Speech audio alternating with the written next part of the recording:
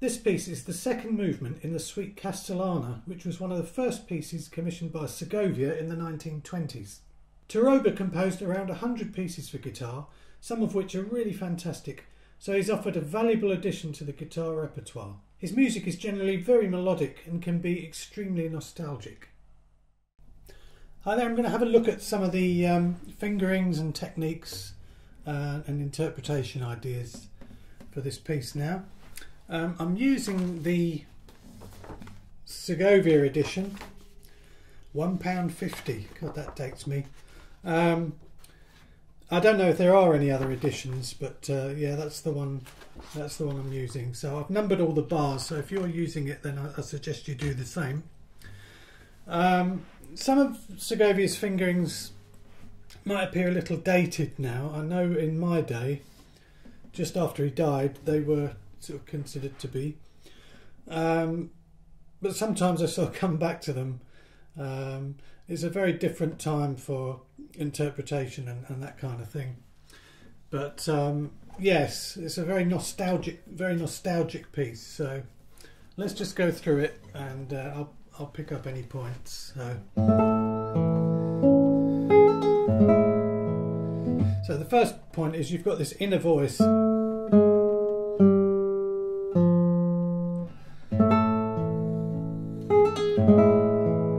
So make sure that comes out. And one thing I've done is to refinger that second bar. It was originally up in the 5th position, but I think most people these days will play it down in first position. What I do though is I put the first finger on the C sharp and the third finger on the F sharp and the second on the E, and I think that helps me to keep that G ringing on cleanly.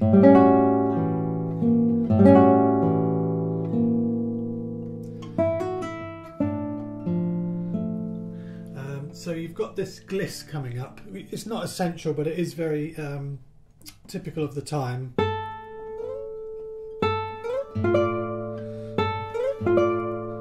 But what I do is I like to arrive on 1 and 2. So I'm ready for the little grace note using the fourth finger. Otherwise you'd have to like that. So I look. Okay, so when I gliss out, just be careful that you don't go past the note. Like that. Just try and release the fourth just before. I'm making a mess of that, but like that. If you are going to put the gliss in, okay?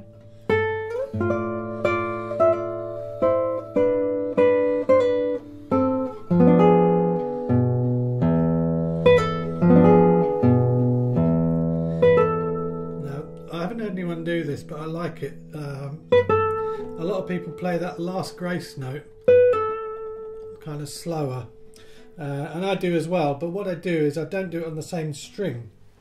I've got the first on the 7th fret and the 4th on the 10th fret on the next string down, and I just do this with my A finger, so it's like 2 rest strokes, but as soon as you've played the second note, release the first, like that. Otherwise you've got 2 ringing together. Anyway, you'll hear it if you go back and listen to the performance. So now here, try and enjoy that diminished chord there, and wait till the very last minute to take the first finger off to play the E. Like that. And I've refingered this here. So I'm on 1 and then I slide 1 down and then I use an open string. 3, 1, 2, and that 2 frees up everything. 1 and 4. I prepare 4 at that stage. We're back to the repeat then.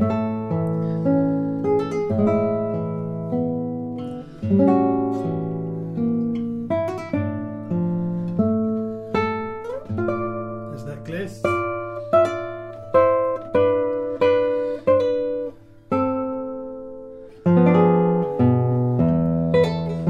Yeah, that I use 2 and 4 on that gliss, and that makes 1 ready, you see.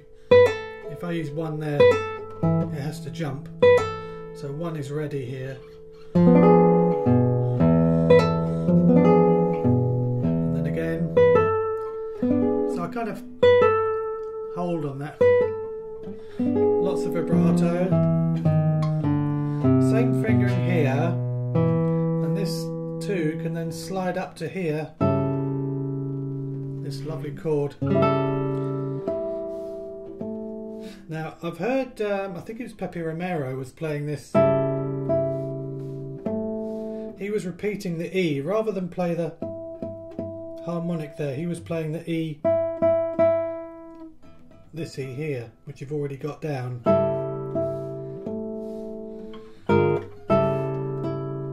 And I know why he was doing it. He wanted this C sharp to keep ringing on. And I've considered that, but I looked at the music and the C sharp actually is only a crotchet, it's not a minim ringing on underneath, so most people I think play it like that. And if you listen to that line on its own,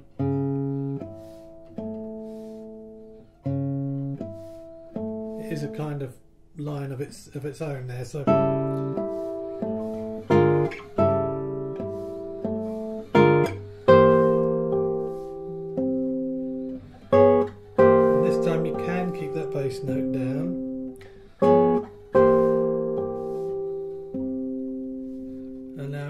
musically here, I would have quite a gap before you come in with,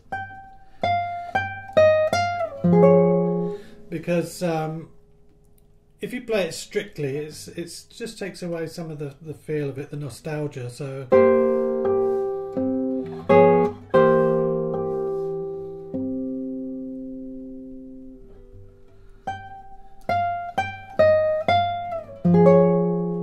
and notice the fingering there. That's 4-2-4 as Segovia has got, but then I'd use 1-3,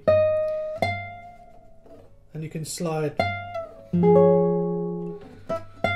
like that. And here, make sure that these notes ring on, because you've got that lovely clash there. I don't play the slur.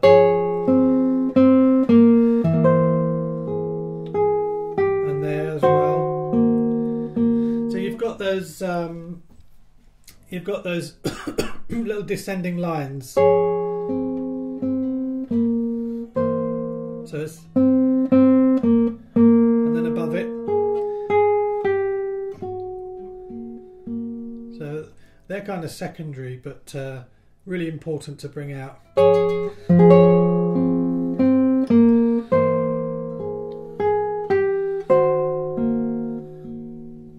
a little pause at the end there. So it's a lovely, really lovely line, that one.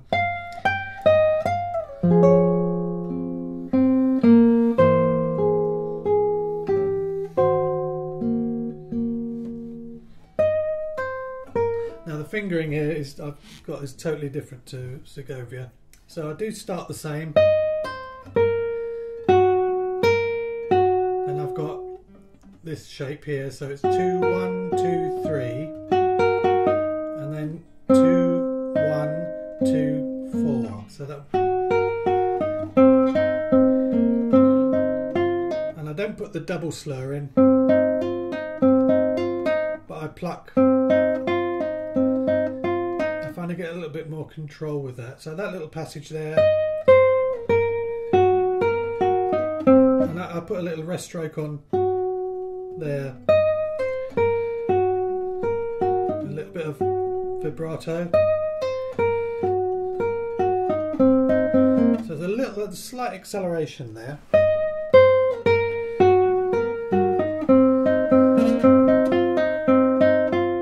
Now that second time, when I hit the 3, I get the bar on and slow off onto the bar, and then that's quite tough, that you've got this stretch between 2 and 4.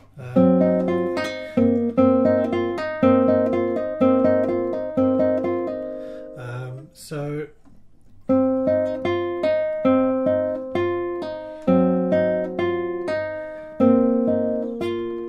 then after that, 4-1-4-1-2-4-2-1, slur onto 4, and then 1-4, and then squeeze in 2, 4, and then I slide 4 up here.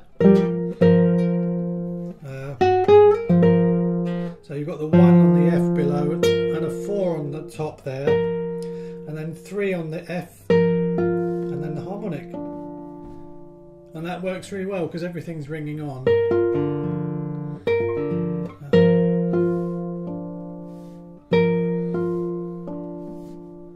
And then I just move to here. 3-4. This is really tricky, this bit. Firstly, don't rush the triplet because it gives you more time. A lot of people might play it, but it's, and try to leave the E flat ringing on, the harmonic, after you've played the C, because there's a nice little chord there with the F below it. F7 chord, and the same here. Now this is one of the trickier bits here. 1, 4, and then you have to move 4 across there, while at the same time 3 with the C. So that's 2/3 bar, so you're ready for the G there.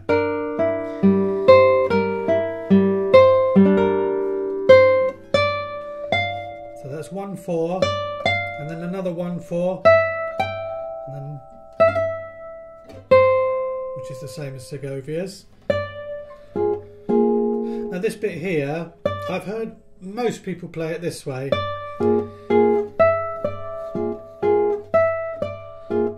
So if you notice, if you look at the score, bar, what is it, 17? Can't read my own writing, yeah. It should be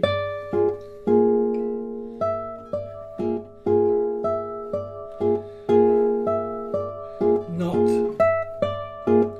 and that's how I've tried to play it.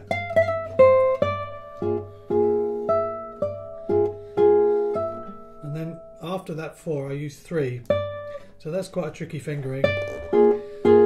4, 3, but then I slide 3, and then rather than play this chord down in 3rd position, I'm in 5th position with the barré in the 4th finger there. And then, so musically this presents a bit of a problem here. And then you tend to start the phrase here. So 1, 2, 3, 4, 1, 2, 3, 4, and you're waiting for a resolution. But the phrase actually starts on the D. So 1, 2, 3, 4, 1, 2, 3, 4. Okay, so the way I bring that across is to articulation, really. So it's a long, short, long, short. So it's long, short, short, short, long, short, short, short. So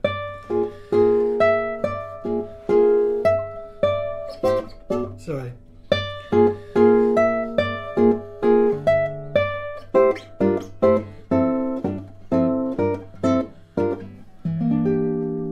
Now this bit here, a lot of people have kind of, they used to laugh at that kind of nostalgia, but if you can't do it in this piece, you're never gonna do it. This is there's a time and the place, and this is it. This moment here, you can really.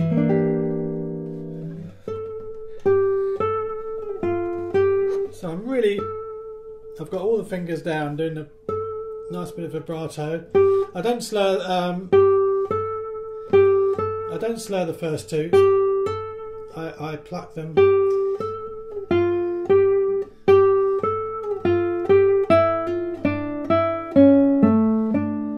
And I'm going down the 2nd string.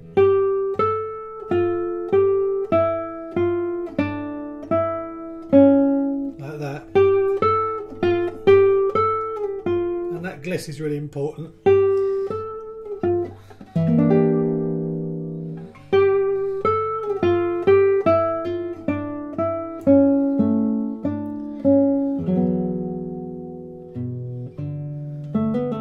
And this is a different fingering here. Rather than up there, I'm doing it. I'm already down here, so I'm going to use 1, 3, 1. It's the double slur as well, and then on the same as Segovia.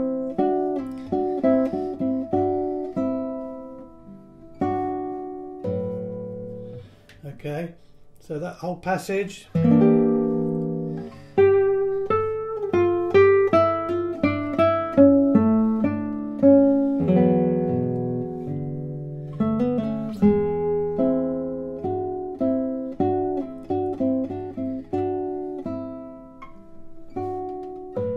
There's a couple of things to mention with this bit here.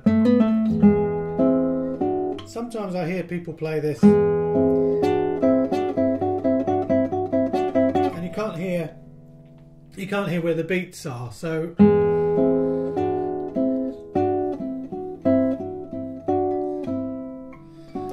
try and accent the first, the second, and the third of here. And I also refinger as well. That double slur is quite hard, but my advice there is just to lift it slightly. Don't try and do the usual pulling down with the slur, because you've got two fingers, it won't work.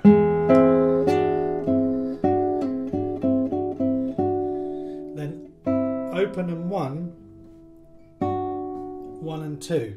Now the reason I do that is to get smoothly onto this, I call it the Debussy bit, it reminds me of Debussy somehow, but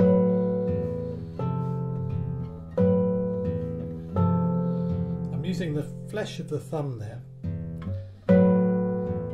and I'm holding on to those harmonics as long as I can. Well, you can hold on to them. So I've taken the third off, but it's still ringing. And it's the same here. Take 2 and 3 off, but the harmonic's still ringing. Like that.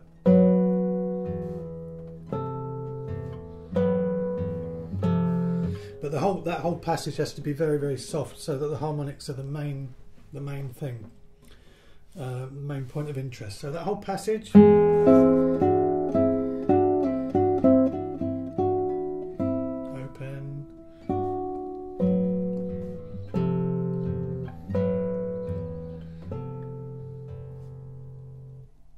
Now see that semiquaver rest there,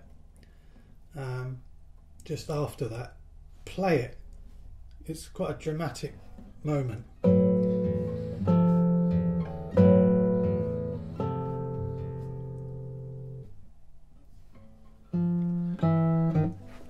It's really intended, I feel. That little bit of silence, you can imagine it in a church and the reverb dying away, it'd be lovely.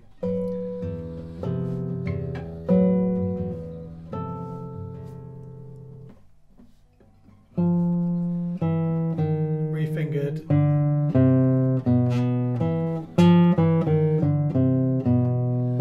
Just put the 2 there, that's the only different thing there. Oh, I'm on the 4th string, so yeah, it's totally different. He was up here. But I can't see that you can get smoothly on down to there. So that's why I did it down here in the 4th string. I don't use an open because you can give it a little bit of vibrato there. And it's really slowing down here as well, so you need, and then you're back onto the theme.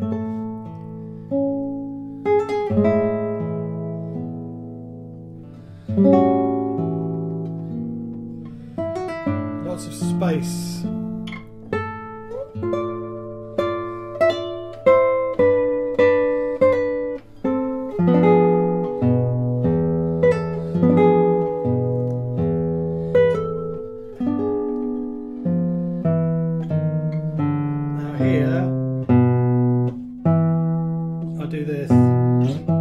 Don't do a slide.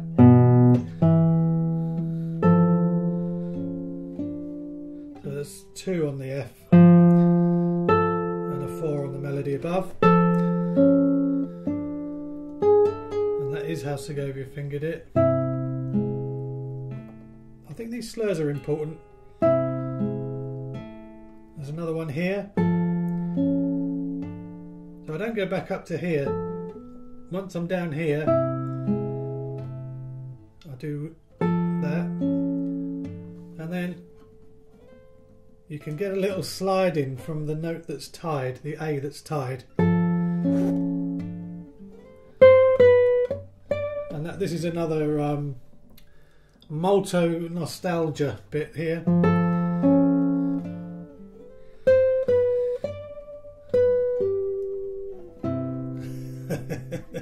Yeah, we used to laugh at that, but I think it's great. So to get that kind of tone, sort of Julian Bream style,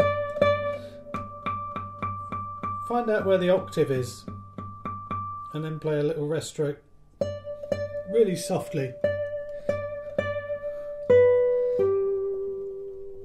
And just vibrato and gliss onto that. So while you're glissing down, get that first ready, so you're not going to get there and then struggle for the one. So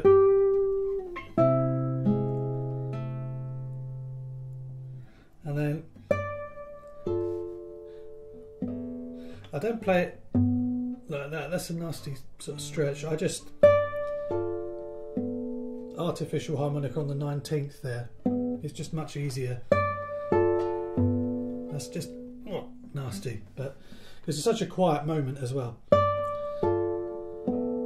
Like that.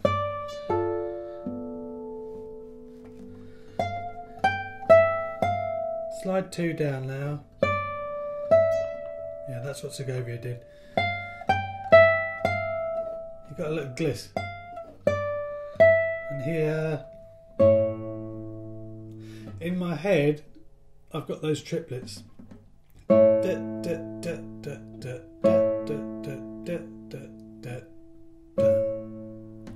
And you can rallentando the triplets in your head just to get it really smooth tempo.